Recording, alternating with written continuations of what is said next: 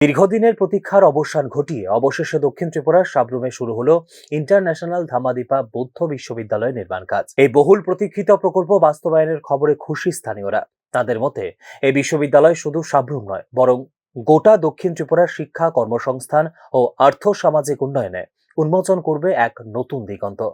সাব্রুম মহকুমার পূর্ব জলেফা গ্রাম পঞ্চায়েত এলাকায় মাইকেল মধুসূদন দত্ত কলেজের ঠিক পেছনে এবং হেলিপ্যাড সংলগ্ন প্রায় 25 একর বিস্তীর্ণ জমির উপর গড়ে উঠছে এই আন্তর্জাতিক মানের বৌদ্ধ বিশ্ববিদ্যালয়। ভৌগোলিক অবস্থান ও যোগাযোগ ব্যবস্থার সুবিধার কারণে এই স্থানটিকে বিশ্ববিদ্যালয় স্থাপনের জন্য বিশেষভাবে উপযোগী বলে মনে করছেন সংশ্লিষ্ট মহল। আইন থেকে শুরু করে প্যারামেডিক্যাল বা অন্যান্য যে সমস্ত প্রফেশনাল কোর্স আছে এগুলো সব পড়া যাবে। আন্তর্জাতিক যে ইউনিভার্সিটি, ইন্টারন্যাশনাল বুদ্ধিস্ট ইউনিভার্সিটি, এতে যে শুধু সাব্রুম, দক্ষিণ ত্রিপুরা বা ত্রিপুরার যে একটা শিক্ষা ব্যবস্থার আমূল পরিবর্তন হবে তা নয়, সারা পৃথিবী থেকে এখানে পড়তে আসবে। এইটা শুধুমাত্র নামে ইন্টারন্যাশনাল বুদ্ধিস্ট ইউনিভার্সিটি নয়, এটা কাজেও ইন্টারন্যাশনাল বুদ্ধিস্ট ইউনিভার্সিটি, এবং সেই লক্ষ্যেই এইটা দক্ষিণ পূর্ব এশিয়ার যে প্রবেশদ্বার সাব্রুম, সেটাকে আরও মহিমান্বিত করার জন্য এই ইউনিভার্সিটি একটা সময় ভূমিকা রাখবে।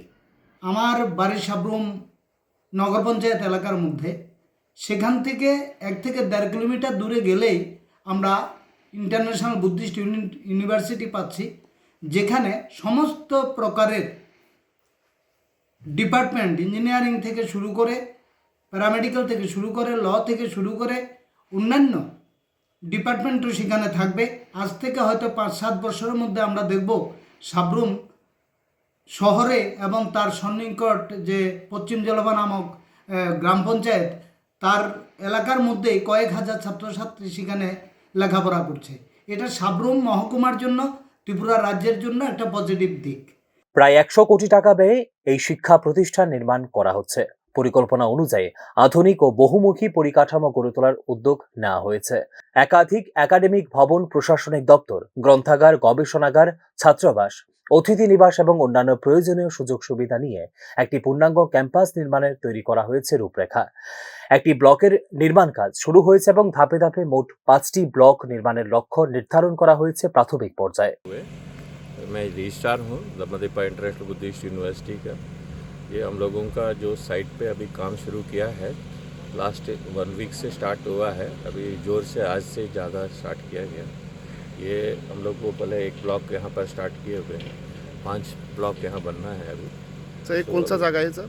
ये है सबरूम, ये अभी ईस्ट जलीफा का इसमें पड़ता है, पंचायत में पड़ता है। तो अभी हम लोग जितना जल्दी हो सके इस कंस्ट्रक्शन को आगे ले जाना चाहते हैं और धीरे धीरे वहाँ से डिपार्टमेंट वाइज यहाँ पर शिफ्ट करेंगे। टेम्पररी कैंपस में ऑलरेडी वहाँ पर यूनिवर्सिटी चालू किया हुआ है।